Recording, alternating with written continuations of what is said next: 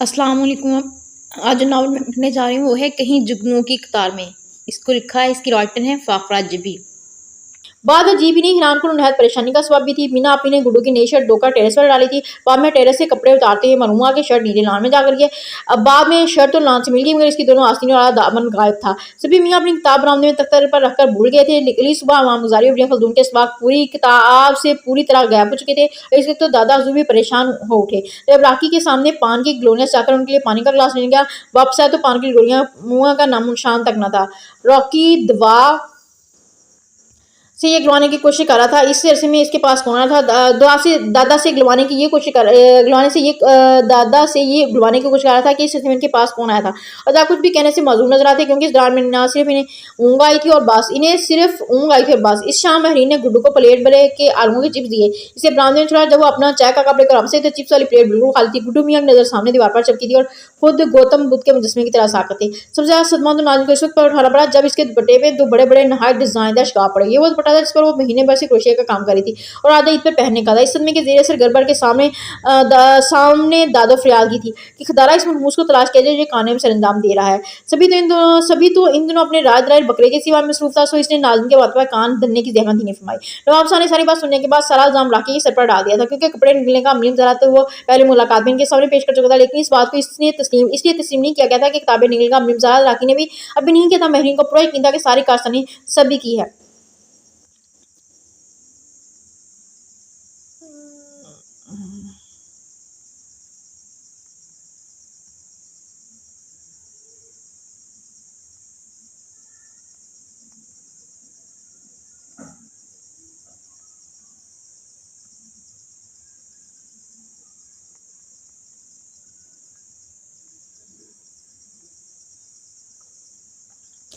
महरीन को पूरा यकीन था कि सारी कास्टिंग सभी की है, क्योंकि सारे घर में एक वही बंदा ऐसा था जो बैक वक्त पान चिप्स का शौकीन था। लेकिन फिर इसको आगे पता था कि सभी को नाज के दुपट्टे और गुड्डू की शर्ट से क्या दुश्मनी हो सकती थी है।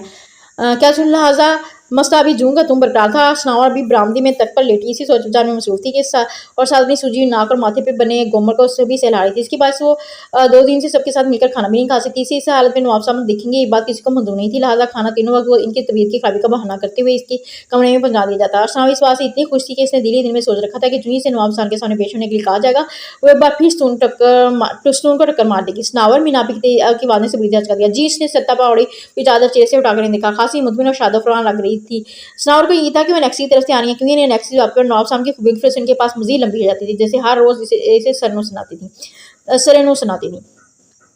वो मैंने नवाब साहब से तुम्हारी खराबी तबीयत का जिक्र किया था, वो तुम्हारी याद के लिए आना चाहते हैं। उन्होंने डरते डरते इससे कहा और चंद सेकंड उठकर बैठ गई। आप ही मेरी समझ नहीं आता कि आपको बैठे बैठे क्या हो जाता है। आप सूजी में नाक और इस गोमन के साथ जी नहीं, बिल्कुल ठीक है तुम्हारी नाक। गोमड़ भी बस गैप होने वाला है, एक आध नजर में तो इन्हें भी पता नहीं चलेगा। फॉर गेट्स गॉड से कापी खाम खाम मेरा तमाशा मत बनाई। इससे ताव आ गया था। तमाशा मैं तुम्हारा नहीं, तुम हमारा बनवा रही हो। हफ्ता हो गया तुम आसान को यहाँ हुए, बस एक झलक देखी है उन्होंने तुम्हारी और तुम हो के खाम खा बहाने पर बहाना किए जा रही हो। क्या सोचते होंगे हमारे मतलब कि हमको यूं ही खाम खा इस काम को तोड़ देने जा रहे हैं। बाहर में जाए वो और जहन्ने में जाए इनकी सोचें। वो दांत पीसती तख्ते से नीचे उतरेंगे कि मीना आपी ने वहीं से भेजा। आराम से यहाँ बैठी लोग खा नहीं जाएगा वो तुम्हें। खुदा का निराली नांग है मोहतरमा किया। मीना आपी के गुस्से का ग्राफ ऊपर ही पहुंच रहा था। जानती हो दादू और मैं कितनी परेशान है। अगर चाहे वो तुम पर जहां नहीं करते तो इसका मतलब ये नहीं कि तुम सर पर चढ़ती जाओ। आराम से बैठो, खबरदार जो हिली यहाँ से। इनका बस नहीं चाहता कि कोई मंत्र फूंका सनावर को वहीं जामुन साकत करती है। इसे कड़ी निगाहों से घूरते हुए उन्होंने नीचे तकिए के नीचे से परांदा छुटिया समेत निकाला और इसके बारे में लगाने लगी। उफ, अब इसकी क्या जरूरत थी। वो चीख पड़ी थी।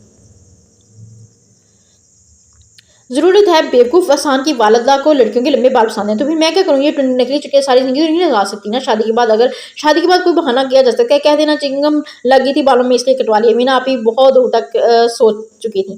अरे वो आ रहा है आसान, आराम से बात करना, दुपट्टा सर पे ठीक से ओढ़ लो। उन्होंने एकदम बताया तो सनावर के हाथ पाँव पड़ गया। आप ही मैं बहुत पजल हो रही हूँ। उफ, बहुत बेवकूफ़ हो तुम। ये रंग क्यों पीला पड़ा तुम्हारा। नवाब लो अब हाथ पाँव भी कांप रहे हैं। सनावर मैं क्या करूँ तुम्हारा भी खुद को संभालो, वो नजदीक आ गए हैं। मीना अभी ने इसे चली तो क्या देती उल्टा इसके छक्के छुड़ा रही थी। इसकी तो ये हालत थी क्या रोती है कि तब। अच्छा मैं जरा गुड्डू को देख लूँ। उन्होंने बाने सुना, मगर सनावर ने मजबूती से उनका हाथ पकड़ लिया था।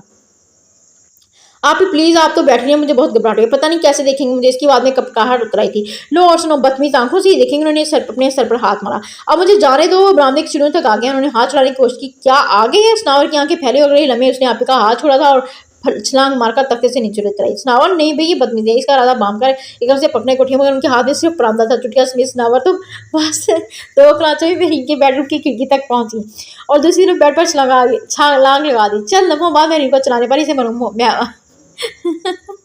चंद लम्हों बाद मेहरीन के चलाने पर इसे मालूम हुआ कि वह बेड पर नहीं है, खुद मेहरीन पर सवार है। इधर मीना अपी की गोल गोल आंखें हाथ में झूलते परांदे का नजारा कर रही थी। ये क्या हो गया, इसने काबिल यकीन वाक़े पर शुश्तर रह गई थी।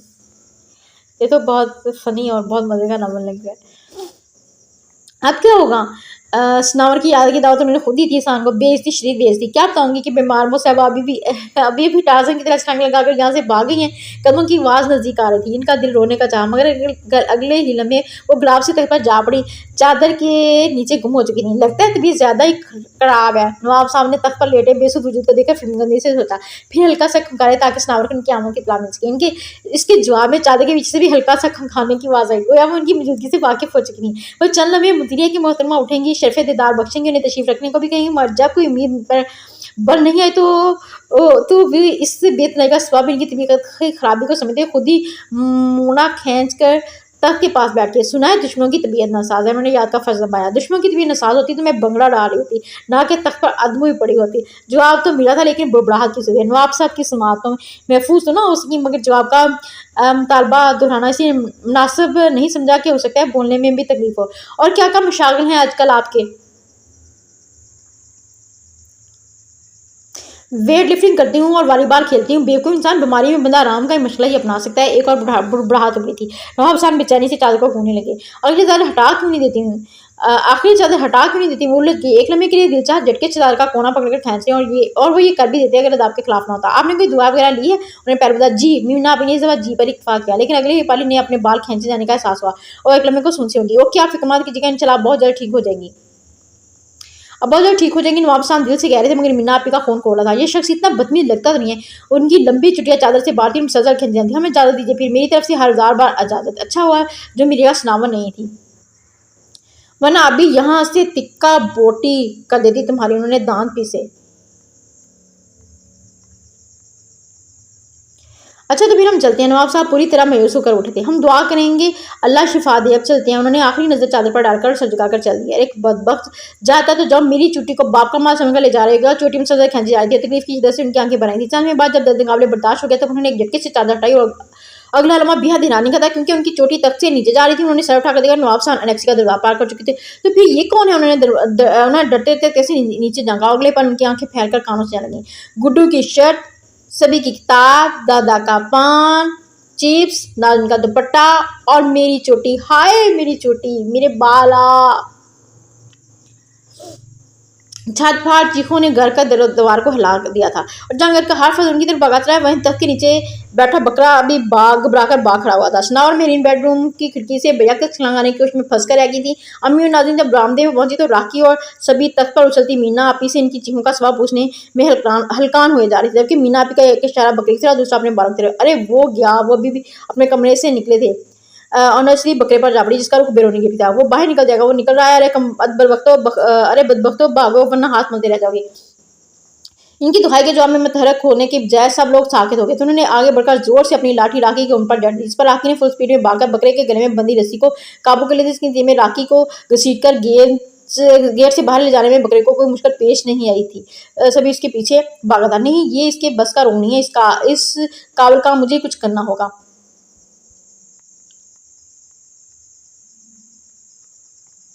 दादा ने फुर्ती से शेरवानी के बटन खोले। मेहरीन ने उतारने में मदद दी, छड़ी इनके हाथ में थमाई और हुम्मत मद्दा का नारा लगाते हुए जो दादा ने दौड़ शुरू की तो पहले मेरे पैर टकराव स्तून से हो गया। नाज़रीन सनावर आगे बढ़कर ना थामा होता तो वो चारों शाने चित हो चुके होते। नहीं नहीं छोड़ो मुझे, मुझ में इतना दमखम है कि बकरा हाय आखिरी सीढ़ी दिक्कत से इसे मगर बहर पार कर ली थी। क्या हुआ? ये शोर क्या था? नवाब साहब जाने कब नाज़ हुए थे। इनकी बात सुनते मेरीन और नाज़रीन सनावर को अपने कमरे में छुपा लिया था। हमारा बकरा भाग गया। बकरा भाग गया? मगर वो तो दादा हसाने हैरत से गेट की तरफ भागते दादा को देखा। उफ भाई, वो तो काफी पहले भाग गया था। अम्मी ने फौरन वजाहत कर दी थी। अच्छा अच्छा, फिक्र न करें, अभी ले आते हैं, नवाब साहब ने छली देने वाले अंदाज में कहा और साथ ही अपना सलीम शाही गुस्ताख में दिया और चंद लम्हों में नजरों से ओझल हो गए। वो अलबत्ता काफी हद तक मंदिर से गायब हुए थे और तभी इन तीनों मीना आपी का ख्याल था जो अम्मी की जो अम्मी की गोद में सर के आठ नाजुक बहा रही थी। इन तीनों ने अब बारी बारी इनके बालों की हालत ज़ार सहारा अफसोस किया, जो बकरे की गाली के बाद काफ़ी खराब होते काटने के लायक हो गए थे। गुड्डू के पापा को तो मेरे बाल बहुत पसंद थे, भी नहीं क्या बताऊंगी। कह दीजिएगा कि बालों को चिंगम लगी थी, इसलिए काट दिया। स्नावा ने उनका मशवरा स्नावा ने उनका मशवरा उन्हीं को दिया। तो इनके रोने में शिद्दत आ गई थी। रात गए तक सब लोग जाने वाले का इंतजार करते हैं।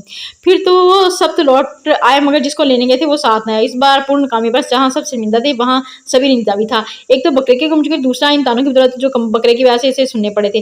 फिर 2 रोज हो गए, मीना पे अपने बालों का सर मनाती नहीं, सभी बकरे की गुमशुदगी का। और तीसरे रोज ज्यादा मजे से नमाज पढ़कर निकले थे, जब चंद घर छोड़कर रहने वाले मतीन साहब ने इनसे एक नहायत अहम मसला किया, जिसमें सबसे ज्यादा परेशानी की बात यह थी कि बाज कपड़े घर पर से गए थे और बाज आधे थे। वाह सुभान अल्लाह, मैं जानता हूँ ऐसा क्यों है। दादा ने खुशगवार अंदाज में कहा था। फिर इसी वक्त वो अपनी पूरी फौज समेत मतीन साहब के घर वार हुए और लान में छुपे बैठे बकरे को बरामद करके ही वापस आए। सभी बकरे को काबू करने के लिए वो दो रस्सों का इंतजाम कर रहा था, ताकि मेरी शनावर मीना आपी को काबू करेंगी, जिनका कहना था इस बकरे की कुर्बानी आज ही की जाएगी।